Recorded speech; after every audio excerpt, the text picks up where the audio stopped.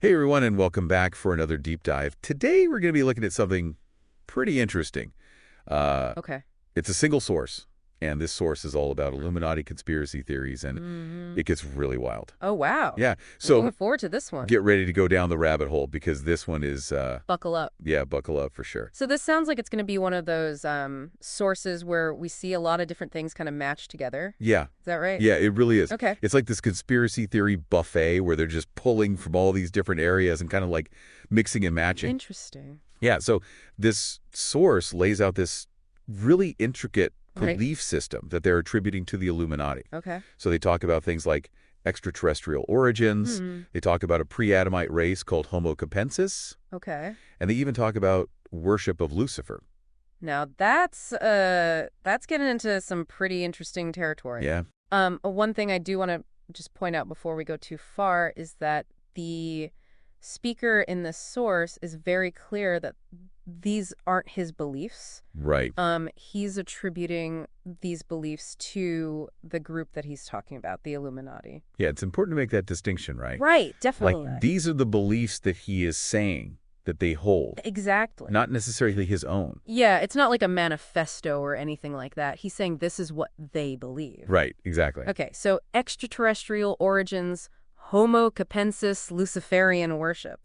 That's quite a combination. Yeah. So, what exactly does it mean to believe in a pre-Adamite race? Yeah, so when I hear that, I'm like picturing something out of a No, sci-fi movie. right, yeah, like a creatures from the Black Lagoon or something like that. Right, exactly. Well, you're not far off. When we say pre-Adamite, we're talking about the idea that there were humans, or maybe human-like beings, that were on Earth before the biblical Adam Panama event. So this is an idea that's popped up throughout history, sometimes with racist undertones, unfortunately sometimes tied to ideas about ancient civilizations, or even extraterrestrial visitors. Yeah, it's definitely an idea that has been used and misused in a lot of different contexts. Yeah, absolutely. So how is our source using it? Well, in this case, the source is saying that the Illuminati believe that they are descended from this pre-Adamite race, this Homo capensis, Okay. and they see themselves as completely separate from and superior to regular humans. Oh, so it's like a whole different species. Almost, yeah, like a different branch of Yeah. the evolutionary tree. Yeah. So that's a pretty wild idea. It is a wild idea, and it makes me think about, if we're talking about different species, it kind of adds this whole other layer to this conspiracy theory. Right. It's not just about, It's not just shadowy groups controlling the world. right, it's like a fundamental conflict between different types of beings. Exactly. It's like X-Men, where you have Yeah. mutants and humans, Yeah. and they're kind of vying for control and recognition and all of that. So are they saying that the Illuminati believe that they're the rightful inheritors of Earth? That's what it sounds like, yeah, that humanity is kind of an obstacle in their way. Wow. Yeah, and this idea of a separate species really ties into their alleged hatred for Abrahamic religions. Oh, interesting. Yeah, the source argues that they see the flood, the biblical flood, Right. as God's attempt to wipe out their pre-Adamite ancestors. Okay. So that's their interpretation of that story. Wow, that's a pretty intense interpretation. It is. So they're basically saying that the Illuminati see, humanity as a threat to their existence. Yeah, it's almost like an alien invasion story, but in reverse. Right. Like we're the aliens to them. Yeah, exactly. And this is why, according to the source, the Illuminati want to depopulate the planet and enslave the remaining humans. Oh, wow. It's all about reclaiming their dominance and creating this Illuminati paradise. So we've got extraterrestrials, we've got pre-Adamite race, Yep, global domination. we're checking all the boxes here. It's a lot. Yeah. And it gets even wilder because the source claims that the Illuminati are involved in Pizzagate.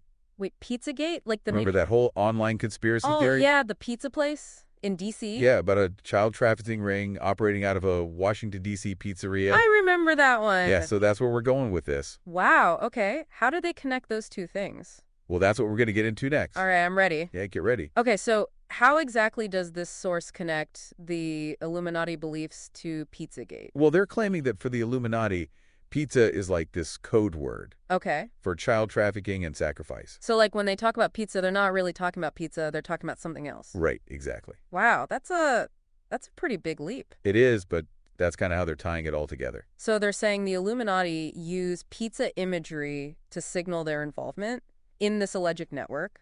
Yeah, and they're claiming that they use this imagery in like social media posts, Oh, interesting. especially on Instagram, as this kind of like hidden message. Like a secret handshake, Yeah, but online. right, Okay, exactly. so they're not just trafficking children, they're using them for sacrifices. Yeah.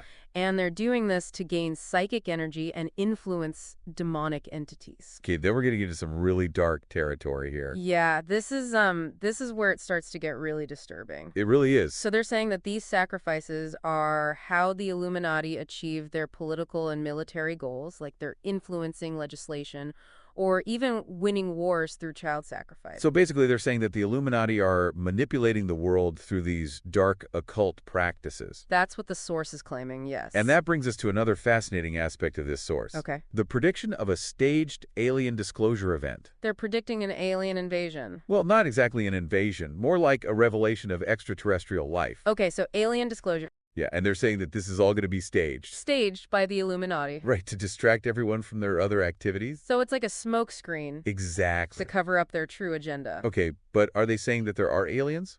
Or are they saying that the whole thing is fake? That's a good question. The source seems to suggest that there will be real discoveries made in Antarctica, but that those discoveries will be used as the smokescreen. Oh, so they're using real events to support their theory. Right. They're claiming that there's more going on than meets the eye.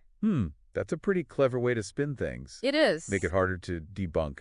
And they also point to recent high-profile political visits to Antarctica as evidence that something big is being planned. So like they're saying that all these world leaders are going down there to meet with the aliens or something. Well, they don't explicitly say that, but they're definitely implying that something suspicious is happening. Okay, so we've got the Illuminati controlling the world. We've got staged alien disclosures. What else is there? Well, there's one more element to this narrative. Okay. The claim that there's internal opposition to the Illuminati. Oh, so like a resistance movement? Exactly. A group within Western governments that's working to expose the truth and bring the Illuminati to justice. So it's like a secret war happening behind the scenes. Kind of, yeah. The good guys versus the bad guys? Exactly. But who are the good guys in this story? Well, the source points to figures like Julian Assange and WikiLeaks Okay. as examples of people who are fighting against the Illuminati. So they're like the heroes of this conspiracy theory. In a way, yes. That's interesting. But it also raises some questions. Like what?